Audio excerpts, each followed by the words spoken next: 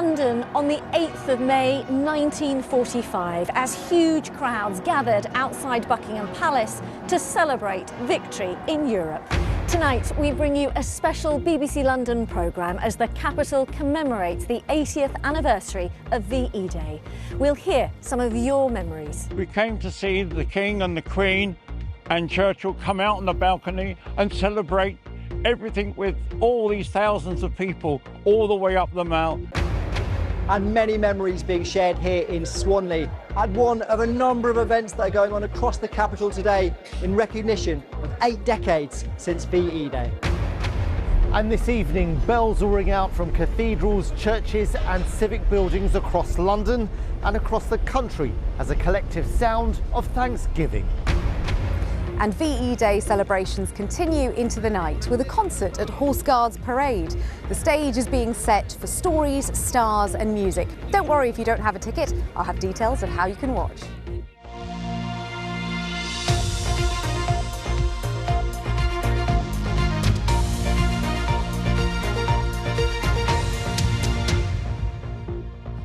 A very warm welcome to you on the anniversary of VE Day.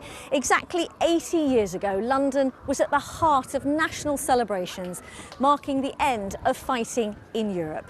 And Buckingham Palace and the royal family became a focal point for huge crowds that had gathered here, shouting, "We want the King." In fact, King George VI greeted crowds from the palace balcony 8 times. And it was that day that the then Princess Elizabeth and her younger sister Margaret got permission from the King to mingle with the jubilant crowds, later saying it was one of the most memorable days of her life. Well, you've been getting in touch with some of your memories, including some from right here on that historic day. I was here on VE Day with my mum and dad and my older brother, and we came to see the King and the Queen and Churchill come out on the balcony and celebrate everything with all these thousands of people all the way up the Mall and singing, dancing and just having a great time at the end of the war. My mum, Gwen Tucker, celebrated VE Day in Fleet Street. She was 17 and did talk about the atmosphere and how ecstatic everyone was and the feeling of liberation and the hope of better things to come. One of my best memories, of course, when we had a street party on the 8th of May. And I remember, because it was my birthday, I stood on a chair and they all sang happy birthday and I got extra helping with jelly.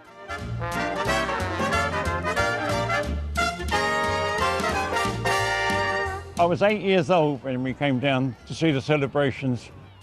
Mum and Dad were absolute royalists and Dad was in the London Fire Service. There was people on each other's shoulders, there was people clapping, there was people cheering, there was people hugging and kissing each other. It was just amazing. My mum left school at 14 and started her job in Fetter Lane at Shaw's, a printer's. She was an office junior there. She carried on doing her part for the war, working in central London, despite all the dangers that involved. Most of the air raid shelters, I think, had been built, obviously, to withstand almost direct hits. I got memories of being swept up in my father's arms and carried down into the shelter. Some of those bombs really did cause terrible destruction. It was a time of real worry for parents and for family and for everybody as a whole. But everybody looked after each other, everybody was one big family. I think on VE Day my mum would have been feeling relief, excitement. She would have felt joyous to be amongst her friends and just savouring every moment of that really special day. There was this great sense of relief and happiness and joy, and dancing about in the street and doing the conga, I remember as a boy. I thought it was a touch of madness.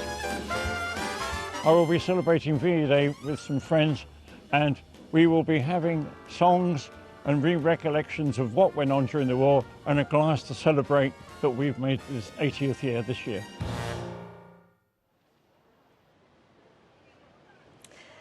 some of your memories, and it has been such a privilege to receive them, so thank you so much. And you can see more on our website. Now, there have been many VE Day events taking place in and around the capital. Let's head southeast from here and join Matt Graveling, who can tell us more. Hi, Matt. Hi there, Riz. Yes, welcome to Swanley. As you say, events going on right across our region today. Here in Swanley, we had a very special tea party around about 2 p.m. We'll talk about that in a moment, but first, let's bring you some other pictures, shall we? How about the D-Day darlings who were singing for anyone going through St Pancras Station a little bit earlier, singing all of those songs from the 1940s we've been hearing across the BBC today. And music was also the theme in Belgravia Square, where people turned up and sat in deck chairs, many wearing dress from the era, and watched musicians playing on the stage. Now, here in Swanley, they had a very special tea party just in the Town Council building away to my right-hand side in the Alexandra Suite. 100 people, I was told, tickets sold out very quickly. We're eating and drinking and celebrating. But I also spoke to a veteran. I had the honour of speaking to him about his memories of the war and why for him he would be celebrating, but today was also very bittersweet. It's a day of remembrance for me because I lost so many friends during the war, and yeah, I do think of them a lot. You know, it's they're all good. They were all good friends. That one friend in particular, so he was a fighter pilot and he crashed. What was his name, sir? Teddy Knight. He was a fighter pilot, and Typhoons, I think it was, he was on. And that's who you're going to be remembering today? Oh yes, and also all my other friends that got killed. There was quite a few that got killed flying, you know. You'll raise a glass? Oh yeah, or two. Picture of the VE Day street party. Where were you in this picture? My sister, me, my baby sister, my big sister and me. And what do you remember of this day? What was the atmosphere like? Wonderful, wonderful. Everybody was relieved and hoping that their loved ones come home. If you had sixpence, they'd share it with you. My dad used to breed chickens and rabbits. No one went hungry at Christmas. About 100 people in attendance today. We will be doing a beacon lighting as per the King's request later on today, and there'll be poetry, wartime poetry, music and traditional fish and chips on offer as well for everyone in attendance. Well, that beacon will be lit around 8 p.m. today, and there will be music, poetry and, as you heard, fish and chips, so what's not to love? Here, a beautiful, beautiful bench has been placed in St Mary the Virgin's Church in Swanley. As you can see, helmets being thrown in the air, just capturing a moment on that day, the 8th of the 5th, 1945, 80 years ago today. But as you heard there from Warrant Officer Len Spratz, he is also going to be thinking a lot about other people who lost their life. So while for many, they're going to be celebrating tonight, also spare a moment for some of the names listed on memorials around the region. Yeah, bittersweet, as you say. Thanks, Matt, in Swanley there, and what an honour to hear from Len too. Now, there is a wartime legacy when it comes to our buildings as well. When we look around our capital city, there are reminders, some obvious and others more discreet. Wendy Hurrell gives us an insight into some of the places still bearing the scars.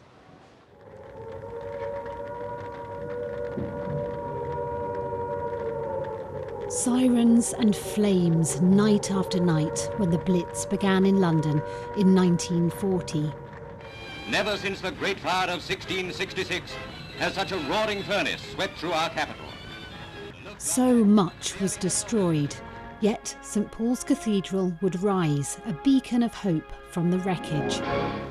Modern buildings now stand on the bomb sites, but one poignant relic reminds us. We are in St Dunstan's in the east, and we're left with ruins from the original Wren Church. We have the Wren steeple behind us and what I like to call the lattice work of the bomb-damaged nave. Those walls of Sir Christopher Wren's church frame a secret garden in the City of London, opened in 1970. In St Dunstan's, I think there's some key legacies. What happened during the war, the voices of people in the war, which are becoming less and less, which we need to record.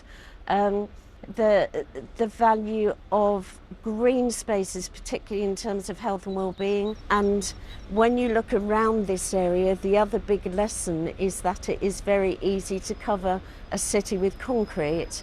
It's not quite so easy to protect the green spaces. The priority then was to protect lives. Air raid shelters were being built in gardens across the capital. Today, very few survive.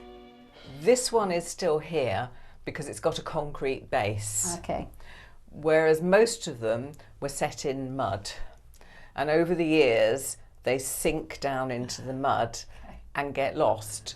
This Anderson shelter behind terraced houses in Oval saved a family's life when the bomb fell nearby. That dash from house to here in an air raid must have been terrifying. Absolutely. You'd have come out of the house clutching your gas mask. In the middle of the night, it would have been pitch black, planes going overhead, sirens going. And just to understand this is how people had to survive and live is important. The Luftwaffe is again making night hideous. London was again bombarded later in the war. A fragment from that violent episode survives on this street in Westminster. It would be so easy to walk past and miss this, wouldn't it? Absolutely. Even when you know what you're looking for, it's kind of hard to find as well. And I think it's just so poignant. This was once inside a home, and that blast wiped out, of course, this house, but also a number of houses along this street and a few of the surrounding ones as well. And we know that 7 people died and 9 people were also injured. And seeing this glimpse inside someone's house, I think just makes it seem more real.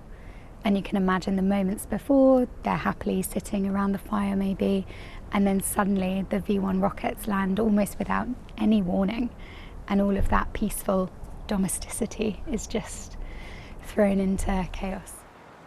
And when you next walk along Exhibition Road, observe the stone blasted by explosions outside the Victoria and Albert Museum. From the first bombing raids early in the war, right up until 1944 and the second wave, an estimated 12,000 metric tons of bombs fell on London and 30,000 civilians were killed. The damage here is left as a memorial to those people, and it's who we think about on VE Day. Wendy Hurrell, BBC London. Yes, a day of mixed emotions for many families in and around the capital as they remember loved ones who served, were injured or never returned from war. Well, a special project by the Imperial War Museum wants to share letters to loved ones. To find out more, I'm joined by Dr. James Bulgin, Head of Public History at the museum. Good evening to you. Thank you for joining us. Just tell us a bit more about this. So what we're asking people across the country to do, and certainly within the capital, is to look into their own personal archives, into their cupboards and attics, and to see if there's any letters written during the Second World War between loved ones, which they still have in their possession, and to take photos of them and to submit them to the website, which is at ve-vjday80.gov.uk. And then they can sit there in perpetuity as a kind of memorial of this period of time. Now, a couple of those letters that you've already got were read out by actors at the special service in Westminster Abbey today. Let's just hear a clip from Nina Sonsanya, an actor, reading out a letter from Janet Thornton to her daughters, Renee and Pip, and she mentions their brothers, her sons, Douglas and Kenneth. Dear Renee and Pip, the war in Europe is over. Fighting has ceased. Everybody is excited. Flags are being put up in every house and shop. Small children are forming bands. Tonight, everyone will be singing. We should have liked to have been all together for the first day. Our reunion will come later on. It has not been an easy victory, and Douglas and Kenneth have both faced death many times. Nina Sonsanya reading one of the letters there. How does it feel hearing that?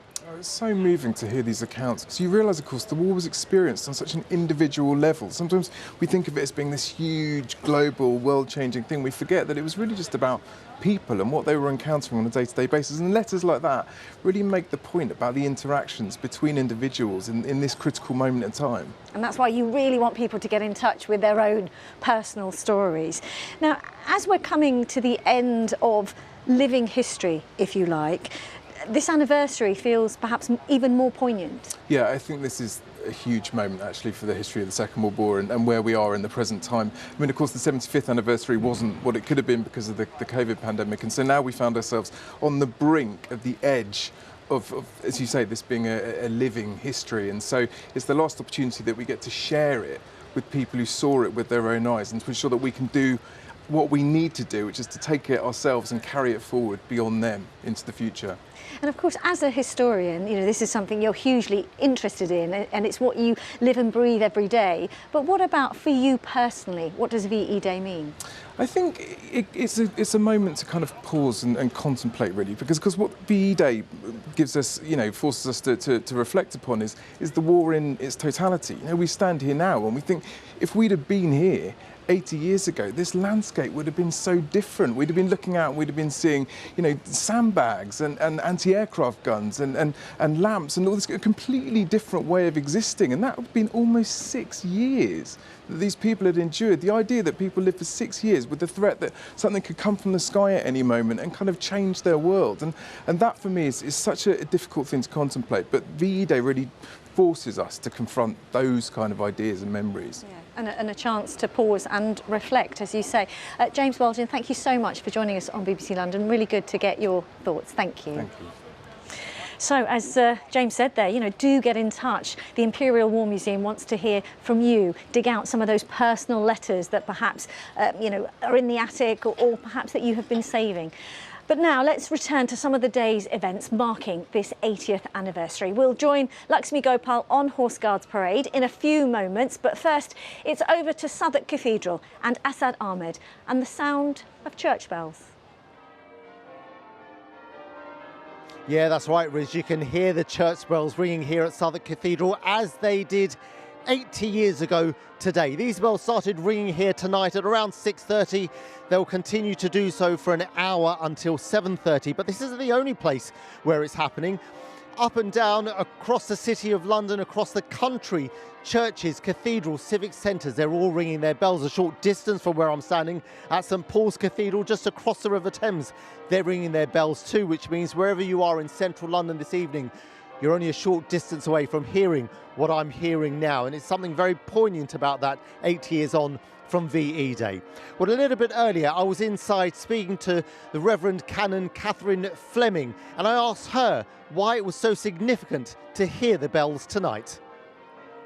Well, bells have always been part of marking great national events, and they rang out to celebrate the victory in Europe 80 years ago. They rang out again when the war ended.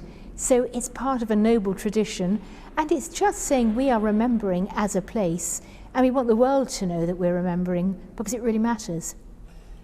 And we're remembering the celebrations that took place this day 80 years ago, but we're also remembering the losses that were incurred during the war. It's a difficult period. Absolutely, and I think that's why it matters to remember, because, you know, the saying, those who forget history are doomed to repeat it. It's looking back and thinking, well, yeah, we celebrated the end of something terrible. Let's not go there again.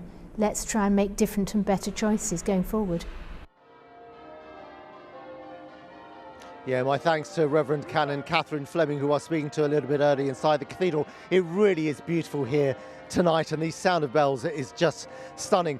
Later on, when I was speaking to the Reverend Canon, we were talking about the events this week which have taken place across London, and a really important point I thought she made was that it was important to see people coming together to mark VE Day, to celebrate VE Day, to remember VE Day.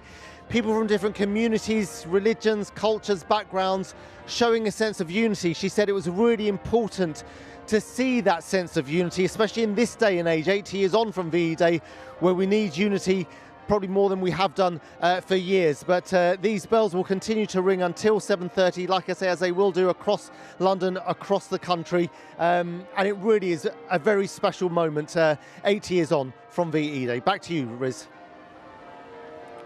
Thank you, Asad, and an important message there, thank you.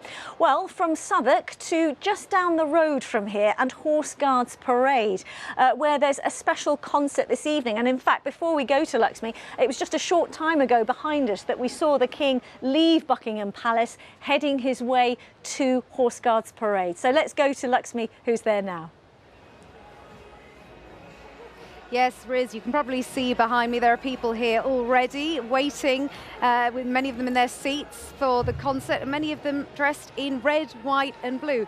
VE Day is, of course, about solemnity, but also about celebration. And this evening here hopes to encompass both of those things. It's going to be an evening of music and storytelling featuring stars of screen and stage, many of them from our region, including actors Nigel Havers, Larry Lamb and Derek Jacobi, doing a revival of Dad's Army, and also Londoner Fleur East will be among those performing. But the real stars will of course be the veterans who will be sharing their stories and experiences of the original VE Day exactly 80 years ago.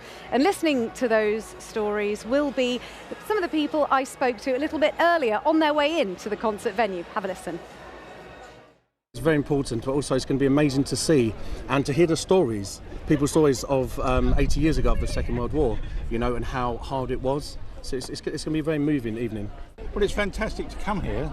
For a start off, you can see I'm carrying my father's medals from, but his VJ parade, not VE, but we was given this opportunity to come here and looking forward to it. It's going to be a fantastic evening, I hope. I've never been to a big event like this. We live near in London, so it's really exciting, really exciting. So, and it was a big deal enough for you to dress the part as well? Yes, definitely. Well, yes, so I've tried. Not very hard, but I've tried.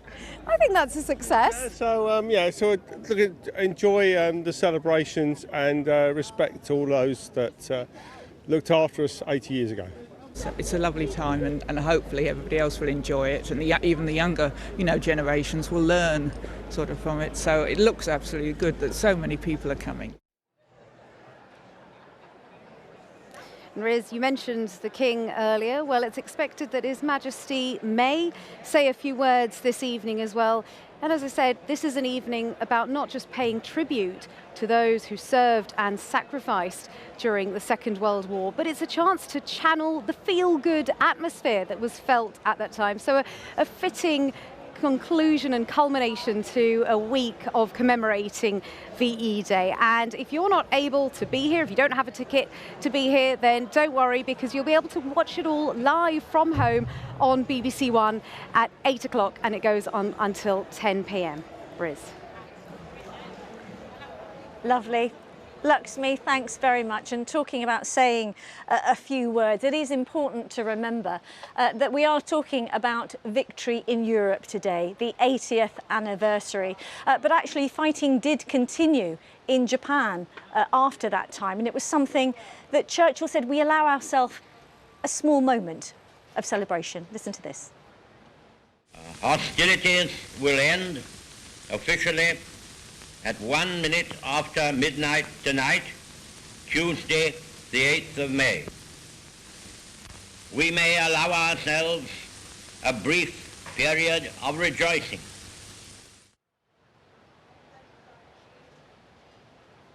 The words of Churchill there, and there have been many poignant moments today, and I'm sure everyone, whether they served at home or they had families who served abroad, will be sort of reflecting and pausing and remembering loved ones. But I'm going to pause for a moment now, because we're going to turn to the weather. It's been a lovely and bright day in London for today's events, but let's get a check on the weather with Darren Bett in the studio. And Darren, set to get warmer, I gather. Absolutely right, Riz. It was chilly enough to need a jacket today, but you probably won't need one tomorrow, because tomorrow is going to be a warmer day, and that's mainly because there's going to be more sunshine than we had today, and it continues to warm up over the next few days. Now, this was the scene earlier on today in London across the river. We had the cloud around, much more cloud, which kept the temperatures a bit lower. That cloud has been coming and going. If anything, it's going to be going, though, during this evening, so we'll see more sunshine to end the day. And then for a good part of the night, we'll have clear skies. As we head towards the early hours, we're likely to find some of this misty low cloud arriving. And by the end of the night, it could be a little cool out there. Temperatures will be down as low as 3 or 4 degrees. But heading into tomorrow, and that misty start won't last long at all. The sun soon gets through that, and there'll be a lot of sunshine around tomorrow. There may be a little bit of fair weather cloud. That's more likely to the west of London, and that breeze will tend to push that away. So sunnier skies tomorrow, a light wind again, and temperatures are going to be higher than today, getting up to a very pleasant 19, possibly even 20 degrees. Now, eventually, we'll need to keep an eye on this area of low pressure moving northwards from Spain and Portugal. But at the moment, it's high pressure that's sitting over much of the UK, certainly across the southeast, and that's keeping it dry and fine. It won't be such a cool start, I think, on Saturday morning. There'll be a lot of sunshine again, little or no cloud around. We'll have that gentle easterly breeze, and it's because we've got an easterly breeze, so less of a sea track, that those temperatures are continuing to rise. And we're looking at 22 degrees, I think, for many places heading into Saturday. Now, I mentioned this low pressure here. That is going to push its way closer towards the UK. And whilst it's not really going to have an impact on us on Sunday, coming into Monday, there is the chance of seeing more cloud and maybe a bit of rain. That rain at the moment looks more likely to be to the south of London. And then after that, high pressure is going to build back in again. So essentially, it is a dry outlook. Plenty of sunshine. It's going to be a warm outlook as well. Temperatures well above average for this time of the year, getting up to 22 or 23 degrees for many of us. Back to you, Riz. Gosh, thank you, Darren. And that is all from us here outside Buckingham Palace, which became a focal point on that historic day 80 years ago. Today has been about remembrance, commemorations and celebrations, but it's also a reminder, still relevant today, about the cost of war and the fragility of peace. There's more on VE Day and, of course, that news of the new Pope on BBC News Online.